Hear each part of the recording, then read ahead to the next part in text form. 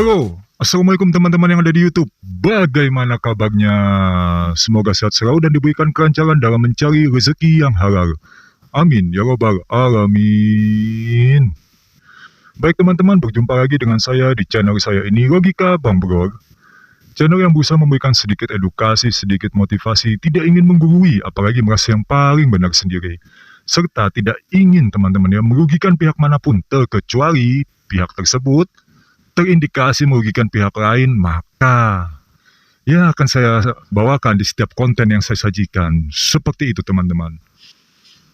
Dan pada kesempatan kali ini, tanpa berlama-lama, saya ingin membawakan informasi masih seputar kisah nyata teman-teman ya. Dan ini berkaitan dengan dunia perbankan dan juga melibatkan plafon pinjaman online. Salah satu plafon pinjaman online yang terkenal di Indonesia.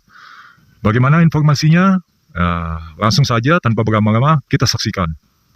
Baik teman-teman, informasi kali ini yang saya bawakan masih berdasarkan kisah nyata teman-teman ya, karena dimuat pada artikel online yang bisa diakses oleh siapa saja yang mengaksesnya, sehingganya informasi ini penting untuk saya sampaikan ya teman-teman. Judulnya adalah Kebijakan Auto Debit Tunaiku Tanpa Persetujuan Nasabah. Nah, Tunaiku teman-teman ya. Tentu bagi sebagian orang Tunaiku ini bukan nama yang baru ya, tetapi ya bisa dikenal juga bahwa salah satu plafon yang terkemuka juga dalam dunia perpinjolan di negara kita ini teman-teman ya. Ya, saya lanjutkan teman-teman. Di sini saya tidak akan menyebutkan nama pihak yang merasa dirugikan karena biar lebih enak teman-teman membaca yang saya tampilkan saja di layar ya. Perkenalkan saya dengan nomor kontrak pinjaman sekian-sekian-sekian. Saya memiliki pinjaman di Tunaiku sebesar 12 juta rupiah yang dilakukan pada tahun 2019. Sebelumnya ada petugas lapangan yang melakukan penagihan pada awal April 2020 dan diberitahukan bahwa outstanding saya senilai kurang lebih 10 juta rupiah. Berikut bunga total 13 juta rupiah. Jadi di sini peminjamannya pada tahun 2019 teman-teman ya, dan di tahun 2020 terjadi penagihan, atau di sini ada outstanding yaitu menambahkan masa tenor cicilan. Jadi semisal begini, kita ngambil cicilannya itu tenornya 12 bulan, tetapi kita merasa berat ketika kita sudah menjangkau 6 cicilan, tapi untuk menuju 6 cicilan lagi itu agak berat, ya sudah kita ajukan outstanding. Oke, seperti itu ya, jadi bisa jadi 24 bulan teman-teman. Tentu agak ringan per bulannya, tapi ya nambah sebetulnya bunganya. Namun setelah saya mengajukan penangguhan cicilan dan di-approve untuk 3 bulan, jumlah outstanding saya jadi bertambah. Total outstanding saya menjadi Rp17.431.398 dan cicilan per bulannya menjadi Rp1.582.545. Setelah itu tidak ada konfirmasi lagi. Nah, seperti itu teman-teman gambarannya ya. Ternyata pinjaman saya kembali ditangguhkan. Entah berapa kali ditangguhkan sejak April 2020 sampai dengan April 2023 kemarin. Namun saya terkejut ketika tanggal 2 Mei kemarin tiba-tiba saldo di rekening BCA saya berkurang sebesar Rp1.855.280. Ternyata itu adalah transaksi ke Tunaiku dengan metode auto debit BCA. Nah, di sini teman-teman, kejanggalannya di sini. Yang kita tahu, yang saya tahu juga ya, Tunaiku itu adalah produk dari Amag Bank, bukan dari BCA. Nah, di sini pertanyaannya kenapa BCA kok bisa mengautodebit atau memberikan akses kepada pihak Tunaiku mengautodebit saldo nasabahnya. Walaupun memang nasabah BCA tersebut memiliki tanggungan di Tunaiku pada saat itu ya. Nah, ini kan menjadi pertanyaan yang janggal teman-teman. Kejadian yang sangat membagongkan sekali bahasanya.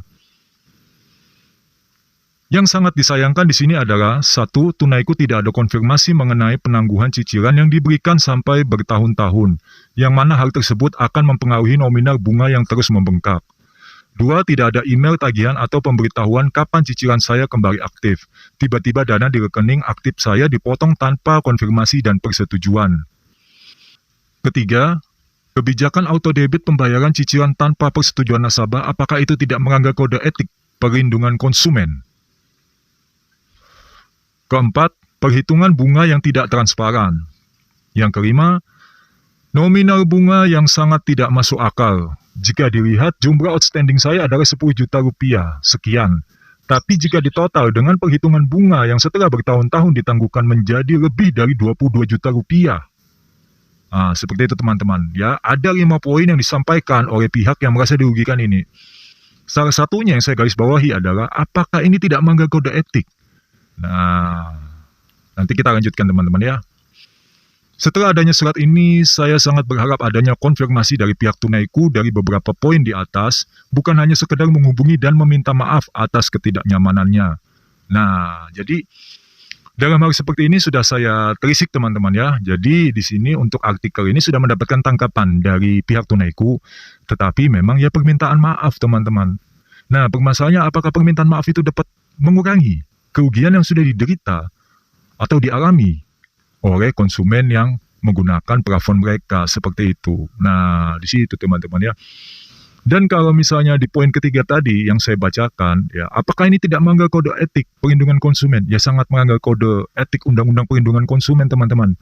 Yang saya ingat, jika saya lupa, saya mohon maaf, kebetulan saya lagi tidak membaca ini, teman-teman ya. Cuma mengingat karena saat itu pernah membaca.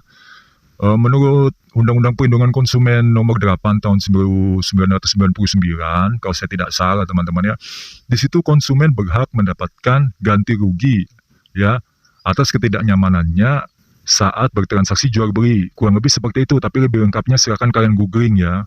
Ini kebetulan saya mengingat apa yang saya baca saat itu. Di sini kan sudah jelas ya, sudah sangat amat jelas ini informasi yang tadi saya bacakan itu, bahwa di sini tidak adanya konfirmasi tiba-tiba terauto debit. Yang anehnya di mana BCA itu bukan yang mengeluarkan Tunaiku. Tunaiku ini produknya Amag Bank. Kalau tadi nasabahnya itu dari Amag Bank, itu masuk akal terdebet. Nah, tentu kan hal seperti ini akan membuat kacau, membuat risau orang yang lain. Dalam arti begini ya, dalam arti orang lain itu siapa gitu kan?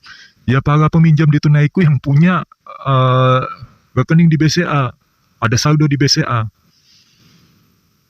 Ini kenapa kok bisa terjadi hal seperti itu, terauto debit otomatis gitu kan? Kok bisa dikasih akses ke situ?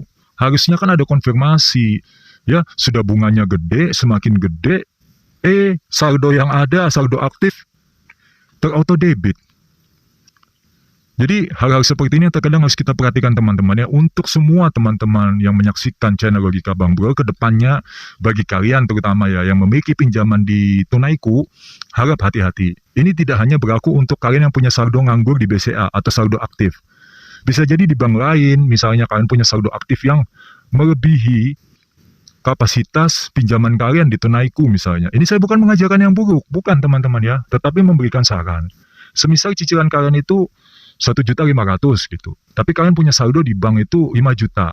Nah, lebih baik kalian berkomunikasi dulu dengan pihak Tunaiku. Karena adanya kejadian ini ya, kalian berkomunikasi dulu agar tidak terjadi hal seperti ini gitu. Karena apa? Kalau sekali hal ini terjadi, nanti kedepannya juga akan terjadi terus.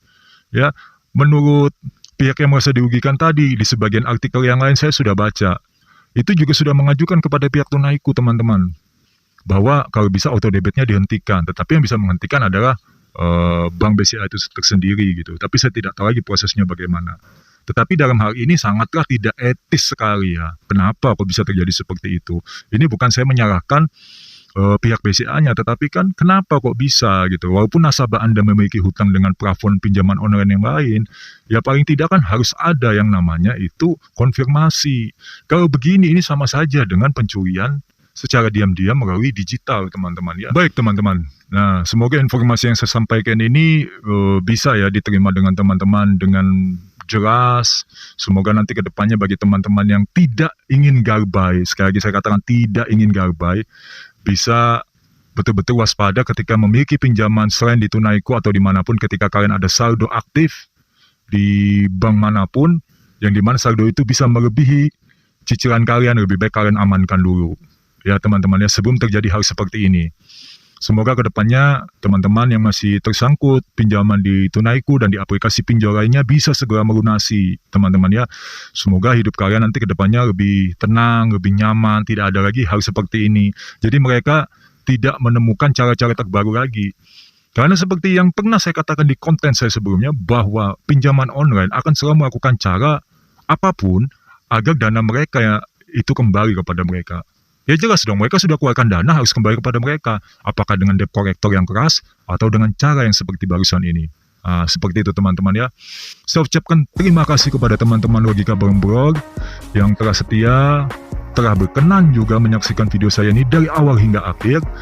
Semoga kuota yang kalian gunakan, kuota di warung kopi, kuota di kafe-kafe tempat kalian nongkrong, dan juga kuota provider pribadi yang kalian gunakan, selalu membawa manfaat kepada saya dan juga kepada teman-teman Logika Bareng Blog tentunya.